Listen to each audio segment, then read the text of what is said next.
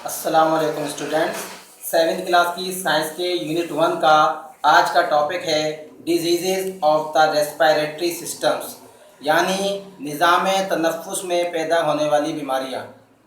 आज हम मुख्तलिफ़ बीमारियों के बारे में पढ़ेंगे जो निज़ाम तनफ़ुस में मुख्तलिफ़ वजूहात की बिना पर पैदा होती हैं। एस्थमा यानी दमा। Air is a mixture of different gases, dust particles, smoke and pollen. हमारी जो हवा है जो हम सांस के ज़रिए अपने अंदर दाखिल करते हैं उसमें मुख्तलिफ़ गैसेस के अलावा जो डस्ट के पार्टिकल्स भी होते हैं, धुआं भी होता है सिगरेट वगैरह का, और इसके अलावा फूल के जो पोलन्स होते हैं, दाने जो होते हैं फूल के, वो भी शामिल होते हैं। When the particles of dust, smoke or pollen enter the lungs, they irritate the muscles of the bronchioles। जब ये मुख्तलिफ पार्टिकल्स हवा के साथ स्मोक, धुआं वगैरह हमारे सांस की नाली में दाखिल होता है, हमारे फेफड़ों तक पहुंचता है, तो फिर ये हमारे फेफड़ों में मौजूद ब्रोंक्यूल्स में सूजन पैदा कर देता है।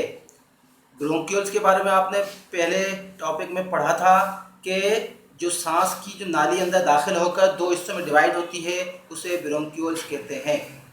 Due to which the bronchioles become narrower, so less air is able to enter the lungs.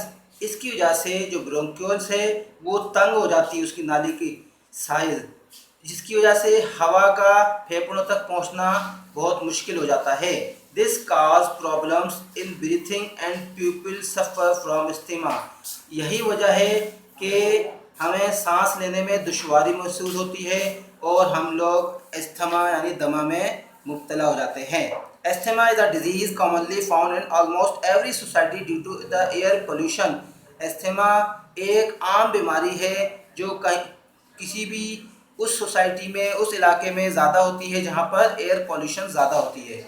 To overcome this condition patient are given oxygen through oxygen cylinder.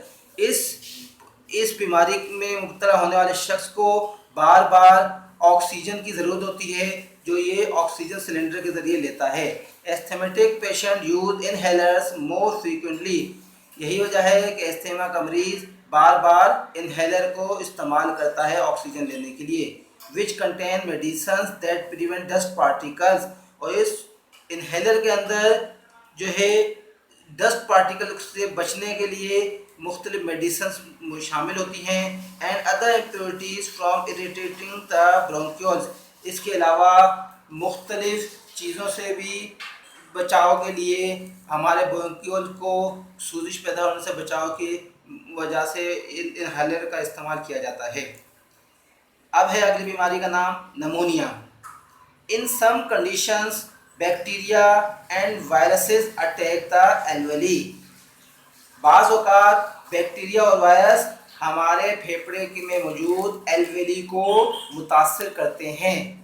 आपने पिछले टॉपिक में पढ़ा था कि ये ब्रोंक्यूल से आगे जब मज़ीद ब्रांचेस में ब्रोंक्यूल तकसीम होता है तो उसे एल्वेली या एयर से कहते हैं, हवा के थैले। तो एल्वेली को, इस बीमारी में एल्वेली मुतासिर होती है। Due to the infection tissue fluid start accumulating in the alveoli. इस बीमारी में जो है बारीक पतला सा पानी की तरह का मवाद जो है हमारे एल्वेली में जमा होना शुरू हो जाता है। When it becomes filled with fluid, oxygen carbon dioxide can not pass between the alveoli and the capillaries. इस मौके पर जब ये मवाद हमारे एल्वेली में जमा हो जाता है तो इसकी वजह से ऑक्सीजन और कार्बन डाइऑक्साइड की एक्सचेंज जो है एल्वेली और बारीक कैपिलरीज के दरमियान मुमकिन नहीं होती, उसमें बहुत मुश्किल पैदा होती है, रुकावट आती है। This condition is called pneumonia. ये जो कंडीशन है इसे नमोनिया यानी फेफड़ों की सूजिश वाली बीमारी कहा जाता है।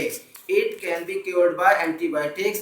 इसे एंटीबायोटिक्स के ज़रिए इससे बचा जा सकता है। एंटीबायोटिक्स अद्वियात के इस्तेमाल से इस बीमारी से बचा जा सकता है।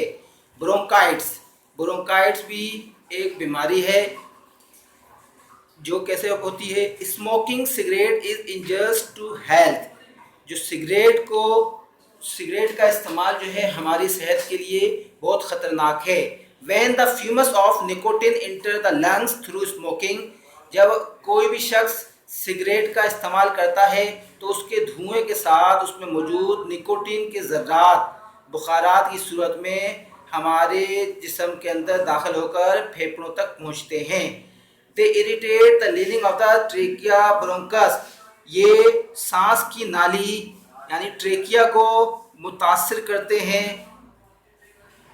It makes breathing difficult due to less air being able to pass through, जिसकी वजह से जो सांस जो है हवा वो हमारे फेफड़ों के अंदर दाखिल होने में उसमें रुकावट पैदा होती है।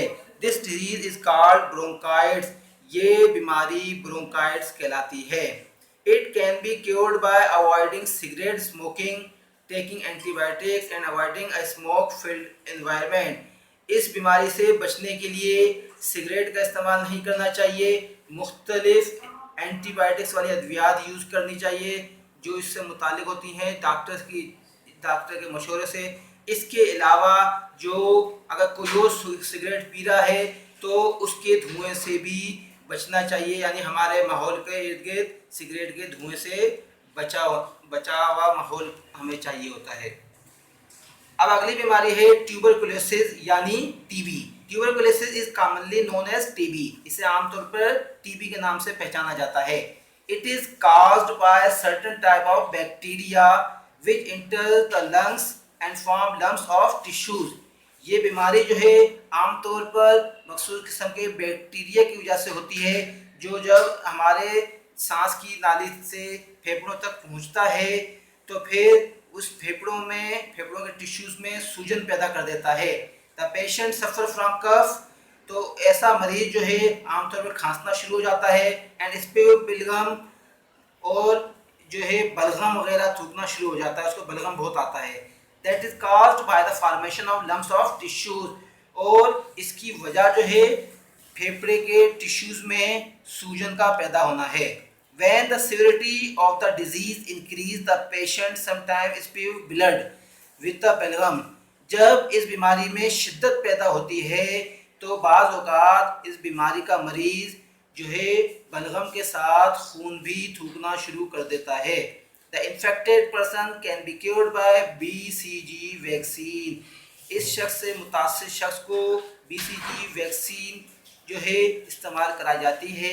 But if it is not cured in the early stage, अगर इसको शुरू में इसका इलाज ना किया जाए, then the patient has to undergo a 6 month treatment, तो फिर इस मरीज़ को 6 महीने पर मबनी जो है इलाज से गुजरना पड़ता है। Which can completely cure TB, फिर ही टीबी से मुकम्मल बचाव मुमकिन हो सकता है।